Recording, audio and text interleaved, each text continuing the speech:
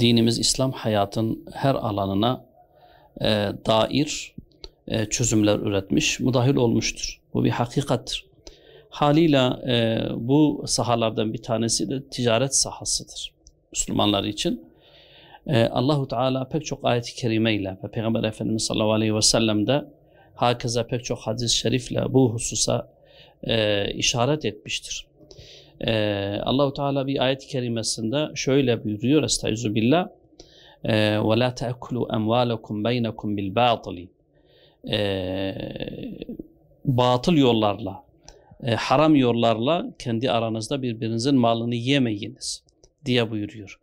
Yine Peygamber Efendimiz sallallahu aleyhi ve sellem men gashşena feleyse minna diye buyuruyor.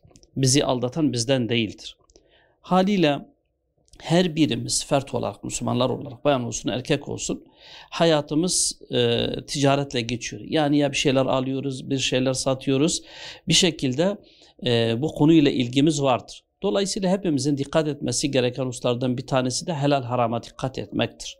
Yani ticaret yaparken, alışveriş yaparken, satarken, alırken buna dikkat etmemiz lazımdır. Aksi takdirde hem dünyamız hem ahiretimiz harap olur. Çünkü rızkımız haram olduğu takdirde dualarımız bile, ibadetlerimiz bile kabul olmaz.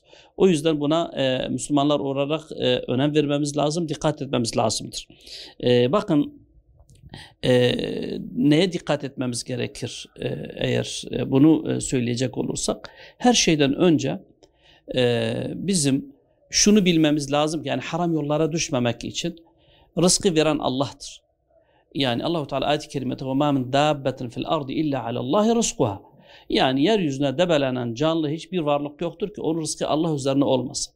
Haliyle bugün maalesef insanlar daha çok rızık korkusundan dolayı haram yollara kaçıyor. Günah işliyor. Oysa Allahu Teala diyor ki rızık bana aittir. Ben sizi rızıklandırıyorum.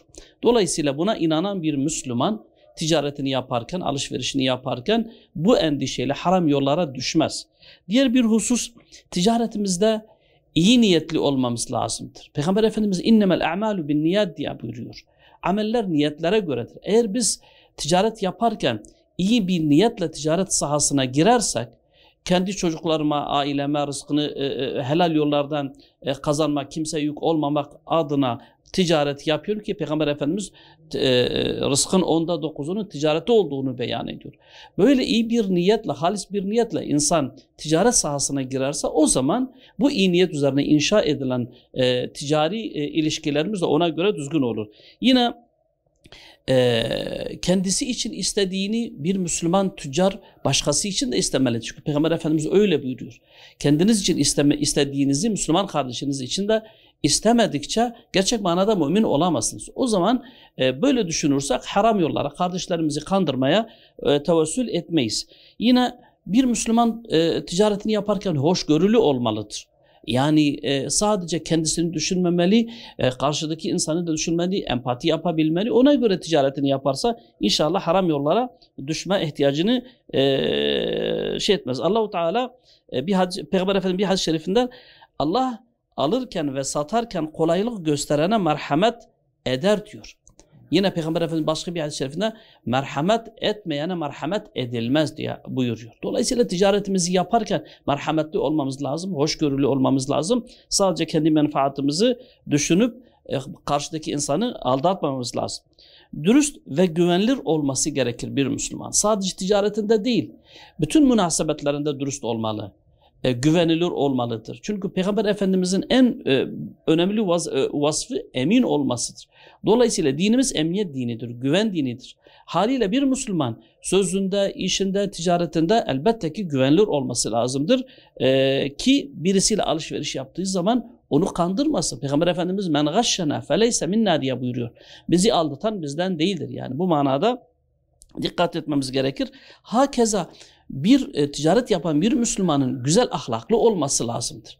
Yani mesela Müslüman kisvesiyle bir insan ticaret yaptığı zaman ve kötü bir ahlakla bu işi yaptığı zaman insanların hem onun ticaretine zarar verir bu, hem de insanların İslam'dan soğumasına sebebiyet verir. Oysa güzel ahlaklı, tebessüm sahibi, hoşgörülü, merhametli bir insan Bir Müslüman kisvesiyle bunu yaptığı zaman, ticaret yaptığı zaman pek çok insanın belki ıslahına vesile olur. Nitekim tarihte ülkeler bu tür Müslümanların güzel ahlakıyla feth olduğunu hepimiz biliyoruz. Dolayısıyla bir Müslüman buna dikkat etmesi lazımdır. Yine ölçü ve tartıda dürüst davranması lazımdır. Allah-u Teala ayet-i kerimede veylun lil mutaffifin diyor. Böyle ölçüde ve tartıda hile yapanlara cehennem onların yeri olsun, yazıklar olsun. Yine verdiği söze sadık kalması lazım bir Müslüman. Yani insanların bir işini yaparken ve bir insana iş verirken veyahut da bir mal verirken, mal alırken vade konusuyla ilgili yoktu vesaire sözüne sadık kalması lazımdır. Ödemede kolaylık sağlayabilmesi lazımdır bir Müslüman. Yani fakir insan olur, ihtiyaç sahibi olur, şu olur, bu imkanlar dahilinde bu manada da musamahalı olması lazımdır. Ödeme yaparken dikkatli olması lazımdır ve malını yeminle satmaması lazımdır. Yani Allah-u Teala diyor ki yeminle malınızı satmayınız. Peygamber Efendimiz bu hususta yani yemin malın sürümünü artırabilir. Karşıyı bu şekilde ikna ederek ama bereketini azaltır diyor Peygamber Efendimiz. Zannetmeyelim ki yemin vallahi dedik billahi dedik bu böyledir, şu şöyledir, bunun fiyatı böyledir, kalitesi budur dediğimiz zaman evet belki çok mal satmış oluruz ama aslında bereket yoktur. Dolayısıyla bundan uzak durmamız lazım. Bir de çok önemli bir husus malının aybını mutlaka söylemesi lazımdır. Karşıdaki müşteri bunu bilmiyor olabilir veya bu işin cahili olabilir. Mutlaka verdiği malın eksiği, kusuru, yırtığı, pırtığı neyse onu müşteriye söyleyip o şekilde vermesi lazımdır. Aybını örtmemesi lazımdır. Müşterinin bilgisizliğini suistimal etmemesi lazım. Rüşvetten kaçınmak lazımdır. Peygamber Efendimiz'in rüşvet alan da veren de mel'undur. Dolayısıyla bir işini daha iyi göreyim diye kalkıp bu tür bir yola tevessül etmek zaten haramdır. Buna dikkat etmemiz lazım. Ve her hususta özetle haramdan uzak durmamız lazım. Allah-u Teala'nın helal kılmadığı bir şey bizim malımız değildir. Biz yiyemeyiz. Hatta Peygamber Efendimiz sallallahu aleyhi ve sellem haramla beslenen bir beden cehennemde yanmadığı müddetçe onun o şekilde cennete girmesi mümkün değil. Buna dikkat edersek o toplum düzelir. Bugün hepimiz ticaretten şikayet etmiyoruz. O zaman hep beraber eğer bunlara dikkat ederse inşallah hepimiz ıslah oluruz.